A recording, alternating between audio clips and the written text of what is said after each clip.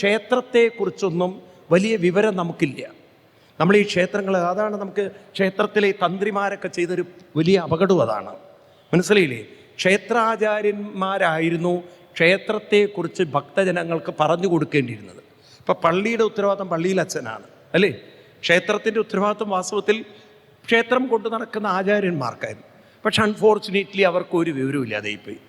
അതുകൊണ്ട് എന്ത് പറ്റി? എല്ലാവരും തൊഴുതുപോകൽ പ്രസ്ഥാനത്തിൽ പെട്ടുപോയി.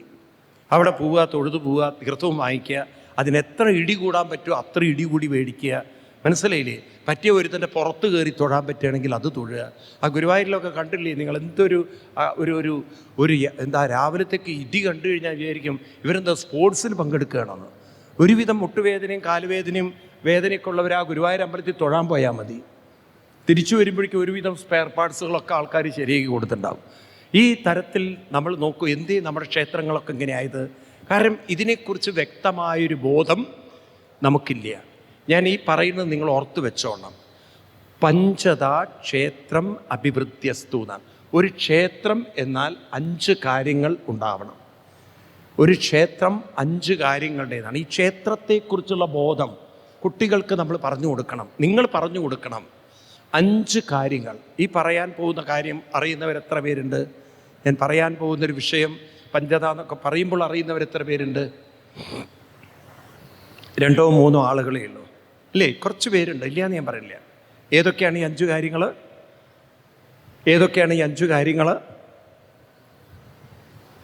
പറയൂ. 1 ആചാര്യ തപസ്സ. എല്ലാവരും ഒന്ന് പറയൂ. അവിടെ പൂജാതി കർമ്മങ്ങളൊക്കെ ചെയ്യുന്ന ആചാര്യന്മാർക്കൊക്കെ എന്ത് വേണം? അനുഷ്ഠാനം വേണം. മനസ്സിലായില്ലേ? അപ്പോൾ മന്ത്രങ്ങൾ ജപിച്ച് ജപിച്ച് ജപിച്ച് ജപിച്ച് ജപിച്ച് ആ മന്ത്രശക്തി വേണം. അപ്പോൾ നോക്കൂ, അവരിൽ ആ മന്ത്രശക്തി ഉണ്ടെങ്കിലേ അവർക്ക് അവിടെ പൂജാതി കാര്യങ്ങൾ ചെയ്യുമ്പോൾ ആ അന്തരീക്ഷത്തിലും ആ ഒരു ശക്തിവിശേഷം ഉണ്ടാക്കാൻ സാധിക്കുള്ളൂ. ശ്രദ്ധിക്കുക നിങ്ങൾ, അവിടെ പ്രതിഷ്ഠിച്ചു വെച്ച ആ വിഗ്രഹത്തിൻ്റെ ശക്തിയല്ല വാസ്തവത്തിൽ ഈ ആചാര്യൻ്റെ അനുഷ്ഠാന ശക്തിയാണ് ആ വിഗ്രഹത്തിൻ്റെ ശക്തിയായി മാറുന്നത്. അത് നിങ്ങൾ നോക്കൂ, പഴയ കാലം മുതൽ നിങ്ങളുടെയൊക്കെ വീടുകളിൽ പൂജാമുറികൾ, ആ പൂജാമുറിയിലിരുന്ന് നാമം ചൊല്ലാൻ പറയുമ്പോൾ ആ സമയത്ത് പീരീഡുള്ള സ്ത്രീകൾ അവിടെ കയറരുത്, ശുദ്ധം നോക്കണം. മരിച്ചു കഴിഞ്ഞാൽ ആ സമയത്ത് പുലയുള്ളപ്പോൾ കയറരുത്, അല്ലേ? പ്രസവിച്ചു കഴിഞ്ഞാൽ പുലയുള്ളപ്പോൾ കയറരുത്. ഇതൊക്കെ പറയാൻ കാരണം എന്താണ്? ആ അന്തരീക്ഷത്തെ പവിത്രമാക്കി വെച്ചാൽ ഒരു വിഷമമുള്ള സമയത്ത് അവിടെ പോയിരുന്നാൽ മനസ്സിനൊരു സമാധാനവും ശാന്തി കിട്ടും. അപ്പം അത് ആ ഒരു അന്തരീക്ഷത്തിൽ നിങ്ങൾ ജപിക്കുന്നതിൻ്റെ ഒരു വൈബ്രേഷൻ ഉണ്ടായേ പറ്റുള്ളൂ. ഇപ്പം ഞാനിത് പറയുമ്പോൾ എൻ്റെ ചുറ്റും ഈ ഒരു വൈബ്രേഷൻ ഉണ്ടായേ പറ്റുള്ളൂ. നമ്മളിവിടെ ഇരുന്ന് നാമം ചെല്ലുമ്പോൾ ഈ സ്ഥലത്തിന് അതിൻ്റേതായിട്ടൊരു വൈബ്രേഷൻ ഉണ്ടായേ പറ്റില്ല. കാരണം ശബ്ദം തരംഗമാണ്. ആ തരംഗങ്ങളൊക്കെ അതിൻ്റെ ആ പോസിറ്റീവ് ഊർജ്ജമൊക്കെ ഇവിടെ ചലിച്ചേ പറ്റുള്ളൂ. മനസ്സിലാവുണ്ടോ നിങ്ങൾക്ക്? പഴയ കാലത്തൊക്കെ നമ്മുടെ വീടുകളിൽ തറവാടുകളിലൊക്കെ പോയിരുന്ന എന്തൊരു സമാധാനവും ശാന്തിയായിരുന്നു. കാരണം പഴയ ആളുകൾ ജപിച്ച് ജപിച്ച് ജപിച്ച് ജപിച്ച് ജപിച്ച് ആ അന്തരീക്ഷത്തെ അങ്ങനെയാക്കി മാറ്റി. എന്താണ് ചില ക്ഷേത്രങ്ങളിൽ ഇപ്പോൾ നോക്കി, ഈ വൃന്ദാവനം പോലുള്ള സ്ഥലങ്ങളിലേക്ക് ആളുകൾ ഇങ്ങനെ ഒഴുകുന്നത്? കാരണം അവിടെ ആളുകൾ അധികവും മന്ത്രങ്ങളിങ്ങനെ കീർത്തനങ്ങൾ ചൊല്ലി ചൊല്ലി ചൊല്ലി ചൊല്ലി ആ അന്തരീക്ഷത്തെ അത്രയും അവർ പവിത്രീകരിക്കുകയാണ്. ഇന്ന് വീടുകളിൽ നാമജപത്തിൻ്റെ ശക്തി അവർക്ക് പറയൂ കുറഞ്ഞു. അതുകൊണ്ടൊക്കെ തന്നെ ആ വീടുകളിലൊക്കെ തെറ്റിദ്ധാരണകളും സംശയരോഗങ്ങളും അടിയും ഇടിയും കുത്തും ബഹളമൊക്കെ അതൊക്കെ മാറിക്കഴിഞ്ഞു. നിൽക്കട്ടെ. അപ്പോൾ 1 ആചാര്യ തപസ്സ, രണ്ടാമത്തത് ആമ്നായ. ആമ്നം എന്ന് പറഞ്ഞാൽ ശാസ്ത്ര പഠനം എന്നാണ്. ഇത് പിൽക്കാലത്തെ വേദം ചൊല്ലലെന്നായി മാറി. ശാസ്ത്രമാണ് ആമ്നം എന്നുള്ള വാക്കിനർത്ഥം, ശാസ്ത്രങ്ങൾ എന്നാണ്. അപ്പം ക്ഷേത്രങ്ങളിലൊക്കെ എന്ത് വേണം? ശാസ്ത്രഗ്രന്ഥങ്ങൾ വായിക്കുകയും പഠിക്കുകയും ചെയ്യുന്ന സംവിധാനം ഉണ്ടാവണം. പഴയ കാലം മുതൽക്ക് തന്നെ ക്ഷേത്രങ്ങളിലൊക്കെ ഇത്തരത്തിലുള്ള വേദസദസ്സുകളും പണ്ഡിത സഭകളും ഉണ്ടായിരുന്നു. ക്ഷേത്രത്തിൽ ആ ഒരു സംഭവം പഴയ കാലത്തുണ്ടായിരുന്നു. ചർച്ചകളുണ്ടായിരുന്നു. മനസ്സിലായില്ലേ? ക്ഷേത്രത്തിൻ്റെ നിർമ്മാണ രീതിയിൽ തന്നെ നമ്മൾ നോക്കിക്കഴിഞ്ഞാൽ ഒരു വശത്ത് തിടപ്പള്ളിയുടെ ഒരു ഭാഗത്ത് ഇരുന്ന് പണ്ട് നാമം ചൊല്ലുന്നതിനും ഇതുപോലുള്ള പണ്ഡിത സഭകളൊക്കെ പണ്ട് ഉള്ളൊരു കാലമുണ്ടായിരുന്നു. അതുകൊണ്ടല്ലേ പൂന്താനം അവിടെ പോയി രചിച്ചത്. ആ ഒരു സംവിധാനം അവിടെ ഉള്ളത് കൊണ്ടല്ലേ. അതുപോലെ തന്നെ അവിടെ ഭട്ടതിരിപ്പാടിരുന്ന നാരായണീയം ചൊല്ലുന്നു. പഴയ കാലത്തൊക്കെ നമ്മുടെ കേരളത്തിൽ ഗുരുവായൂരപ്പൻ്റെ ക്ഷേത്രം, ഗുരുവായൂർ ഇന്നത്തെ സൗകര്യങ്ങളൊന്നും ഇല്ലാത്ത കാലത്ത് തന്നെ, ഗുരുവായൂർ കത്തുന്നതിന് മുമ്പുള്ള ഗുരുവായൂർ, ആ കാലഘട്ടത്തിൽ പണ്ഡിറ്റ് ഗോപാലൻ നായരെ പോലുള്ളവരൊക്കെ അവിടെ സപ്താഹം നടത്തിയിട്ടുണ്ട്. ആചാര്യന്മാർ അവിടെ ഇരുന്ന് ചർച്ച ചെയ്തിട്ടുണ്ട് പഴയ കാലത്ത്. അപ്പം അന്നത്തെ കാലഘട്ടത്തിൽ ക്ഷേത്രങ്ങളിൽ ഇതുപോലുള്ള വിദ്വൽ സഭകൾ ഉണ്ടായിരുന്നു. അതിനാണ് ആമ്നായം എന്ന് പറയാം. ഇന്നിപ്പോൾ അത് കംപ്ലീറ്റ് പോയി കഴിഞ്ഞു. ഉണ്ടോ? കുറച്ച് ഓത്തുകൾ ചൊല്ലുന്നു, അപ്പുറത്ത് ഈ ശാസ്ത്രമൊന്നും ചർച്ച ചെയ്യുന്ന രീതി ഇല്ല. ഇനി മൂന്നാമത്താണ് നിയമേന ജപേന. നോക്കൂ നിങ്ങൾ, ബാക്കി അവിടെ വഴിപാട് എന്നുള്ളൊരു വാക്ക് എഴുതിയിട്ടില്ല. നിയമേന ജപേന എന്നാണ് ആചാര്യൻ എഴുതി വെച്ചത്. അപ്പം ക്ഷേത്രങ്ങളിൽ പോയാൽ എന്താണ്?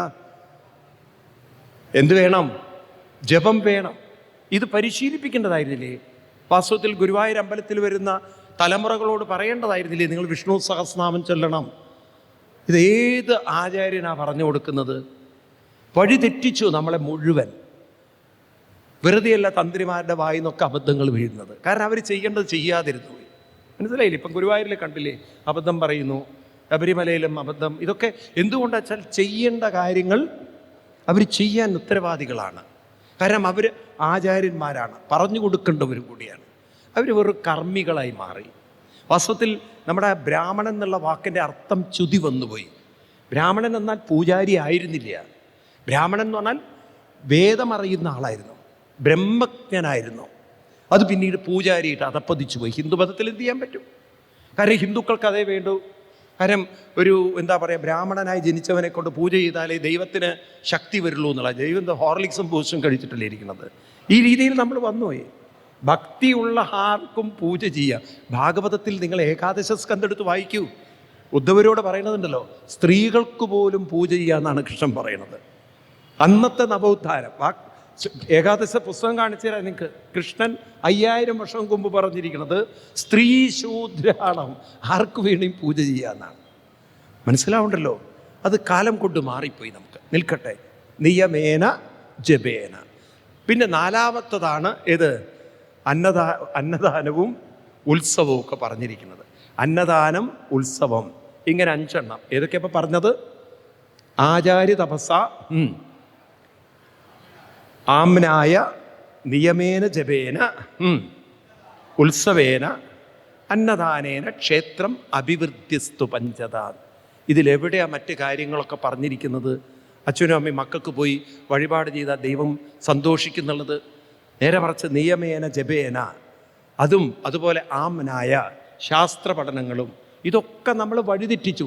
ഞാൻ പറയുന്നത് കാർണോമാർ എഴുതി വെച്ച പുസ്തകത്തിലെ വരികളാണ്. സ്വാമി ഉദിച്ചൈതന്യയുടെ അഭിപ്രായമല്ല, തന്ത്രശാസ്ത്രത്തിലെ വരികളാണ്. ഇതെവിടെയാ? ഏത് ഹിന്ദുവിനെ അറിയുക? ആര് പറഞ്ഞു തന്നിട്ടുണ്ട് നമുക്ക്? മനസ്സിലാവുണ്ടല്ലോ?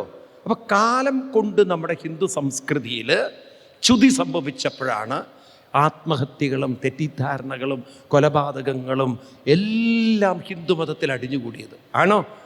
പറയൂ നിങ്ങൾ. ഇത് മാറ്റിയെടുക്കണോ വേണ്ടയോ? പറയൂ നിങ്ങൾ. ഈ ചളിക്കുണ്ടിൽ വീണ ഒരു കാറ് പൊക്കിയെടുത്ത് റോട്ടിലേക്ക് ഇടുന്ന പോലെ ഇപ്പം നമ്മുടെ ഹിന്ദുമതത്തിൻ്റെ അവസ്ഥ. ഇതൊരു വല്ലാത്ത കുഴിയിൽ വീണുപോയി. ഇനി എല്ലാവരും ഇതിനെ ഒന്ന് പഴയ ട്രാക്കിലേക്ക് ഇതിനെ ഒന്ന് മാറ്റിയെടുക്കണം. അതിനാവട്ടെ നമ്മുടെ സപ്താഹവും ഈ ചിന്തകളും വിചാരങ്ങളും ഒക്കെ. ഇതിനെല്ലാവരും ഒന്ന് കൂട്ടായി പരിശ്രമിക്കേണ്ടതുണ്ട്. കാരണം ഇതൊരു വ്യക്തിക്ക് മാത്രം സാധ്യമല്ല. അല്ലെങ്കിൽ നിങ്ങൾക്ക് അന്ധവിശ്വാസത്തിൻ്റെ കൂടെ പോകാം. 10 രൂപ തിരുമേനിക്ക് കൊടുത്ത് പടച്ചോനെ ഒക്കെ നോക്കിക്കൊള്ളേന്ന്. അതും മകൻ SSLC പാസ്സാകണം, മകളുടെ കല്യാണം നടത്തണം, അത് കഴിഞ്ഞ് അവൾ പ്രസവിക്കും വേണം, എല്ലാം 10 രൂപയെ തീർത്തു കൊടുക്കണം ഭഗവാൻ. ഭയങ്കരം തന്നെയാണത്. ഈ രീതിയിലുള്ള അന്ധവിശ്വാസങ്ങളിൽ നിങ്ങൾക്ക് പോവാം. പക്ഷേ അതല്ല നമ്മുടെ ഋഷിവര്യന്മാർ എഴുതി വെച്ചത്. ഉദ്ധരേത് ആത്മനാത്മാനം. ഈ ബോധം നമ്മളിൽ ഉണ്ടാവട്ടെ. ക്ഷേത്രം എന്തിനാണോ പൂർവികർ വെച്ചത് ആ പർപ്പസിന് തന്നെ ഉപയോഗിക്കാൻ നമുക്ക് സാധിക്കട്ടെ. അപ്പം നമ്മളുടെ ഗുണപരിവർത്തനങ്ങൾ ഉണ്ടാവും. ആ ഗുണപരിവർത്തനത്തിലൂടെ ഒരു വ്യക്തിയെ നമുക്ക് ക്രമേണ ദൈവീകതയിലേക്ക്, അല്ലെങ്കിൽ തത്വമസി എന്ന് പറയുന്ന ആ ഒരു ആത്മബോധത്തിലേക്ക്, അവനവൻ്റെ അന്തർബോധത്തിലേക്ക്, ആത്മശക്തിയിലേക്ക് നമുക്ക് ഉയർത്തിക്കൊണ്ടുവരാൻ സാധിക്കും. അപ്പം ഇത്രയും പറഞ്ഞ് ഞാനിവിടെ ഉപസംഹരിപ്പിക്കുകയാണ്.